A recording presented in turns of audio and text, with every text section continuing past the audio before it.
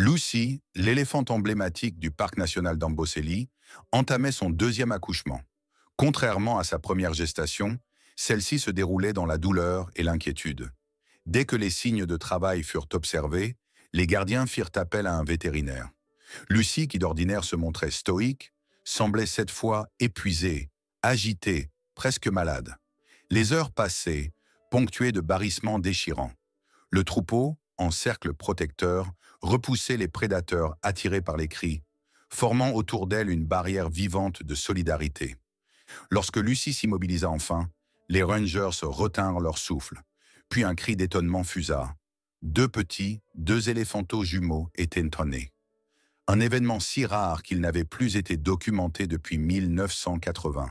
Le choc passé, une joie timide s'installa parmi les observateurs. Mais les fêtes furent de courte durée. Les naissances gémellaires chez les éléphants sont risquées, car le corps de la mère n'est conçu que pour un seul petit. Bien souvent, l'un des deux ne survit pas. Les soignants observaient avec appréhension, retenant leur souffle à chaque mouvement. La fille aînée de Lucy, encore jeune et probablement troublée par ce bouleversement, ne cacha pas son hostilité. Elle frôlait les jumeaux en feignant de les charger, ses gestes brusques dénotant une jalousie manifeste. Lucy, trop épuisée pour intervenir, restait couchée, le regard plein d'inquiétude.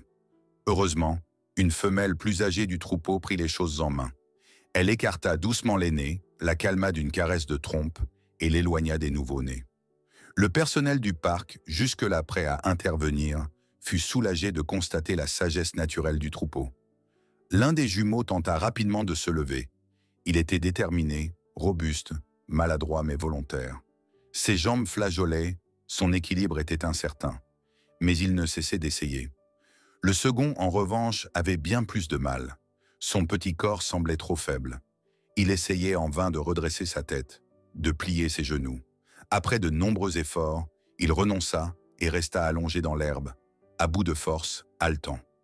L'écart entre les deux frères se creusait déjà. Lucy, allaitant le premier, observait avec une inquiétude croissante son deuxième petit. Lorsqu'elle vit qu'il ne bougeait plus, elle se releva brusquement malgré l'épuisement, s'approcha de lui, le poussa du bout de la trompe. Sans réponse de sa part, elle émit des sons inquiets, presque suppliants. Cela attira l'attention du reste du troupeau. Lentement, les éléphants s'approchèrent, attentifs, silencieux. Certains exprimèrent de l'affection au passage, caressant le petit avec leur trompe, mais en voyant son immobilité, les trompettes devinrent graves, les regards sombres. Une autre mère laissa momentanément son petit pour aider Lucy. Ensemble, elles tentèrent de redresser le nouveau-né, sans succès. L'anxiété monta chez les éléphants. Leur agitation croissante trahissait leur désarroi. Ils tapèrent du pied, tournaient en rond. Lucy remuait les oreilles, signe évident de frustration et de peur. Le troupeau semblait prêt à faire le deuil. Un éléphant incapable de se mouvoir dans la nature est une proie. C'est une condamnation. Mais contre toute attente, le petit tenta une fois encore de se lever. Cette fois, Lucy l'entoura de sa trompe, le soutint doucement. Ce contact, ce geste de tendresse, sembla raviver en lui une étincelle de volonté. Grâce à cette aide précieuse, il parvint enfin à se redresser et fit quelques pas hésitants, vacillants, mais debout. La réaction fut immédiate. Le troupeau s'anima, les trompettes résonnèrent dans la vallée, les queues s'agitèrent joyeusement. Le miracle avait eu lieu. Les deux jumeaux marchaient. L'émotion gagna jusqu'aux rangers qui, émus, laissèrent les éléphants célébrer cette victoire et retournèrent au camp, silencieux et bouleversés. Tous comprenaient qu'ils venaient d'être témoins d'un événement unique, une naissance improbable et pourtant bien réelle. Un début fragile, mais porteur d'espoir. Dans les jours qui suivirent, la vallée résonna des pas chancelants des jumeaux, de leurs cris juvéniles et des réponses rassurantes du troupeau. Lucy reprenait des forces, la sœur aînée se montrait plus douce et l'horizon semblait s'éclaircir. Mais dans cette région sauvage, chaque jour apportait ses défis. L'histoire de ces jumeaux ne faisait que commencer. Le lendemain de la naissance, l'effervescence ne retombait pas. Les photos floues des jumeaux prenaient déjà d'assaut les réseaux sociaux, relayées par les membres du parc encore ébahis. L'émotion était palpable, mais avec elle, une inquiétude grandissante s'installait. Le deuxième jumeau, bien que debout, semblait lent, désorienté, parfois apathique. Les rangers, attentifs, notèrent une baisse progressive de sa vitalité, ce qui les incita à doubler les rondes autour du troupeau. Lucie, malgré son amour et ses soins constants, ne pouvait pas compenser la fragilité croissante de son petit. Son comportement maternel était exemplaire. Elle le nourrissait, le caressait, l'appelait tendrement quand il s'éloignait, mais rien n'y faisait. Le petit semblait réagir à contretemps. Son frère, lui, gambadait à travers les herbes hautes, parfois suivait la grande sœur d'un pas sautillant, comme si le monde lui appartenait déjà. Cette énergie contrastait cruellement avec l'apathie du second jumeau, toujours recroquevillé, la tête basse. Les gardiens, inquiets, contactèrent le vétérinaire. Il fallait en avoir le cœur net. Le lendemain, le docteur Rajiv, spécialiste des grands mammifères, arriva sur place. Il observe les jumeaux à distance. Le premier était déjà en train de simuler une mini-charge contre un buisson. Le deuxième, en revanche, restait à l'ombre, les yeux mi-clos. Rajiv fronça les sourcils. Il murmura que quelque chose n'allait pas, que son comportement n'était pas uniquement dû à la fatigue. Mais approcher un éléphanteau, même malade, n'est jamais simple. Le troupeau l'encerclait, protecteur, repoussant toute tentative d'approche. Il ne comprenait pas que l'homme venait pour aider. Lucie elle-même semblait tendue à la vue des petites boîtes métalliques, des instruments médicaux que Rajiv portait. Elle fit un pas en avant, trompe tendue, ses oreilles battant l'air. Après de longues heures d'observation et d'attente, il obtint enfin l'autorisation de la direction du parc pour intervenir, à condition de le faire sans perturber l'ordre naturel. Rajiv s'approcha lentement, murmurant des paroles douces. Le petit se raidit. Il fixait l'homme, ses yeux remplis de crainte. Quand il vit l'aiguille, il tenta de fuir maladroitement. Son corps était faible, mais sa volonté intacte, et cela rassura le vétérinaire. Ce comportement plut à Rajiv. Il signifiait que le système nerveux du petit était réactif, qu'il ne manquait que d'un soutien physique. Plutôt que de le contraindre, il transforma l'intervention en jeu. Il se mit à trottiner légèrement autour de lui, faisant mine de le poursuivre. Le petit, d'abord effrayé, réagit en s'écartant, puis en s'arrêtant pour observer. Rajiv profita d'un moment de pause pour l'approcher doucement et injecter un complément nutritionnel discret. C'était une première victoire. Dès le lendemain, un changement était perceptible. L'éléphanteau montrait plus d'intérêt pour son environnement. Il tendait l'oreille, déplaçait ses pattes plus volontiers. Il s'essayait même à des pas de côté, mimant son frère. Le troupeau, bien que toujours prudent, semblait moins stressé par la présence du vétérinaire, qui poursuivit ses visites quotidiennes, accompagné d'un assistant discret. Mais c'est un détail inattendu qui accéléra la guérison. La grande sœur. Jusqu'alors distante, elle s'était rapprochée du petit, fascinée par ses interactions avec Rajiv.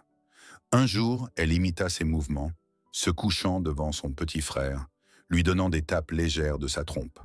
L'éléphanteau réagit en relevant la tête, puis en posant la sienne contre elle. Un lien s'était formé.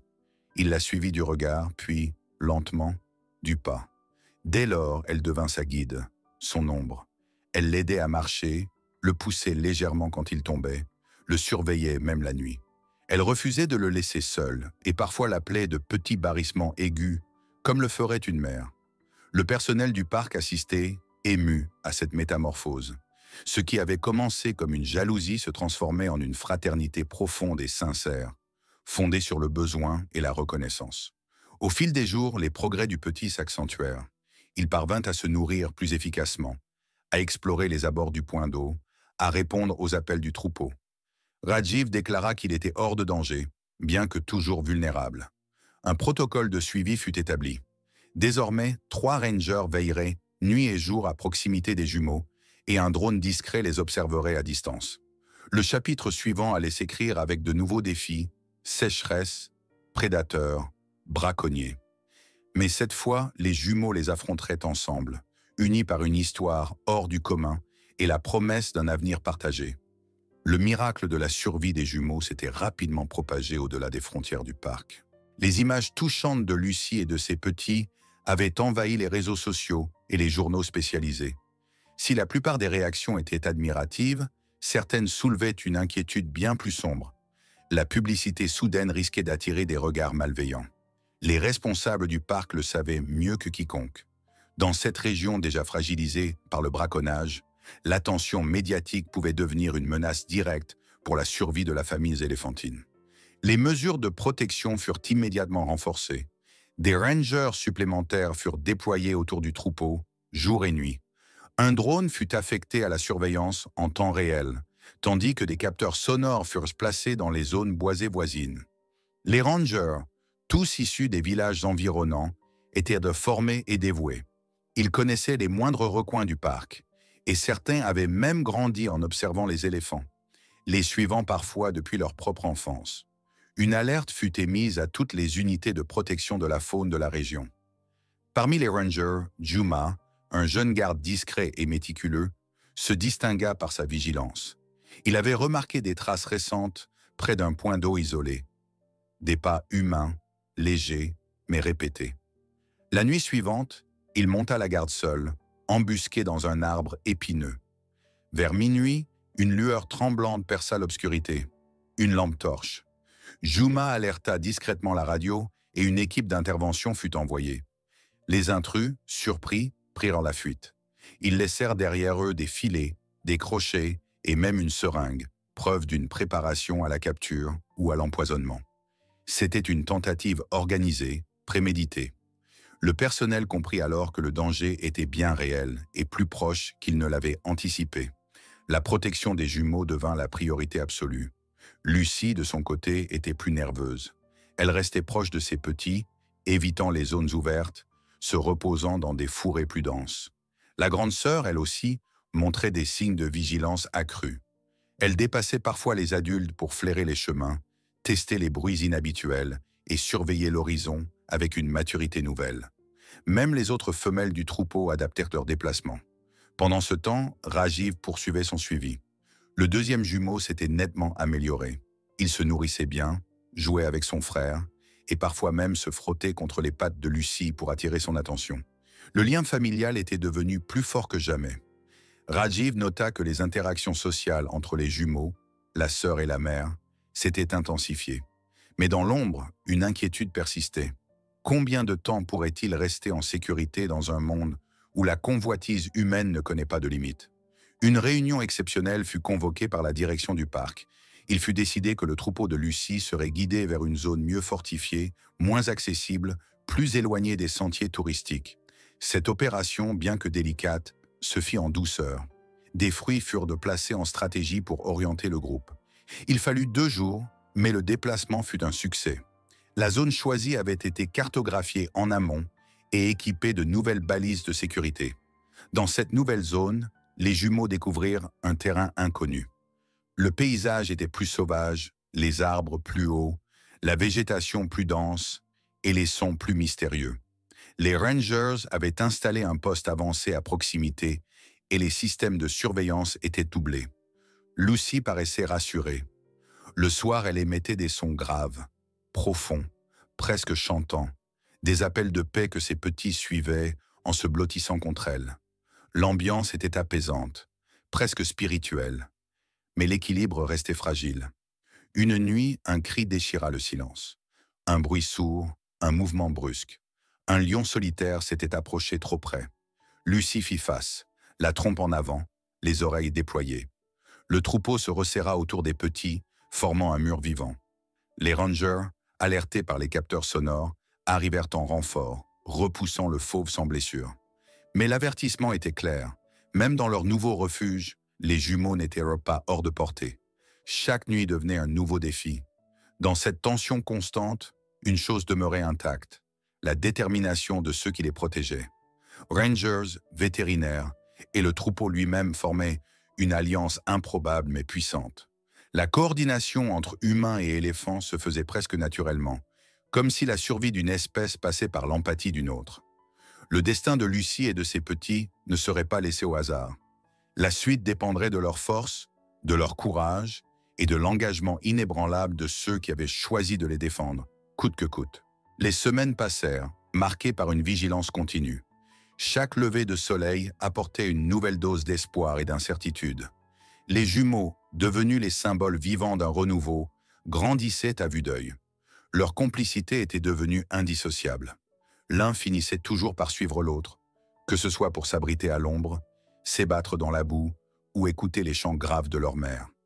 La grande sœur, toujours aussi présente, agissait comme une tutrice bienveillante, leur montrant les règles de la vie sauvage.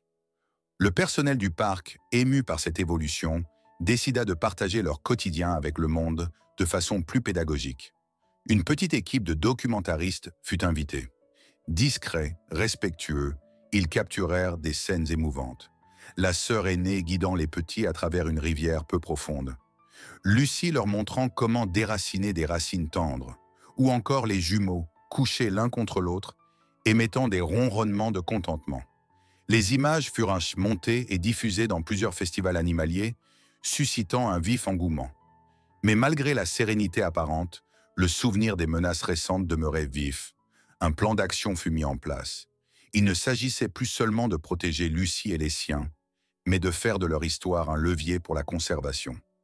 Des campagnes d'éducation furent lancées, des partenariats avec des écoles et des ONG noués, et un centre de sensibilisation fut aménagé près de l'entrée du parc.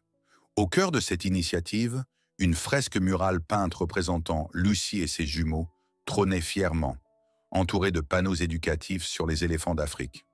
Rajiv, lui, continuait de veiller sur eux. Il avait développé une affection sincère, presque paternelle, pour les éléphantaux. Le deuxième jumeau, jadis si fragile, était devenu curieux et audacieux. Il s'approchait parfois à quelques mètres du poste des rangers, trompe levée comme pour saluer. Rajiv disait souvent en riant « Ce petit m'a offert la plus belle leçon de persévérance de ma carrière ». Ses relevés de croissance, désormais réguliers, montraient une progression stable. Un matin, alors que le ciel était chargé de brume, une surprise inattendue attendait les gardes. À l'orée du camp, un petit groupe d'enfants du village voisin était venu, accompagnés de leur enseignant. Ils avaient entendu parler des jumeaux et voulurent les voir. Plutôt que de les repousser, le personnel décida d'organiser une visite guidée. C'était le début d'une tradition. Chaque mois, une classe locale venait observer le troupeau à distance, découvrant non seulement les animaux, mais aussi les valeurs de patience, de respect et de résilience. Les enfants repartaient souvent silencieux, les yeux brillants d'émerveillement. L'impact fut fulgurant.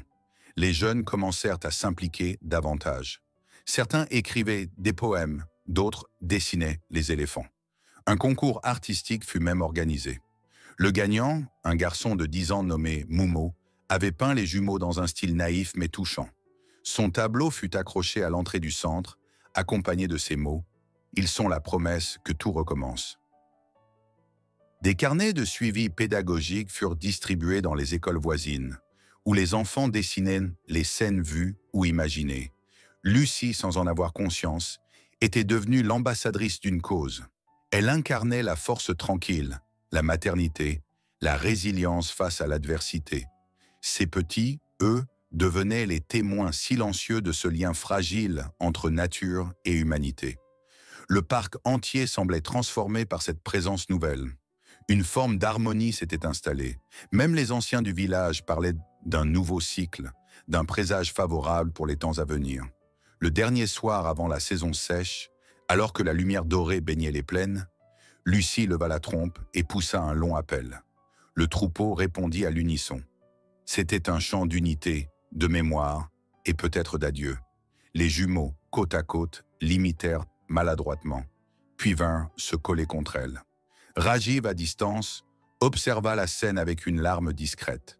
Derrière lui, les gardes, silencieux, observaient eux aussi, conscients d'être les témoins privilégiés d'une histoire hors du commun. L'histoire de Lucie et de ses jumeaux n'était pas seulement celle d'une naissance rare, c'était celle d'un peuple qui veille, d'une nature qui enseigne et d'un futur qui reste, envers et contre tout, plein de promesses. Dans les échos de leurs pas, sur cette terre poussiéreuse, résonnait un message simple et profond.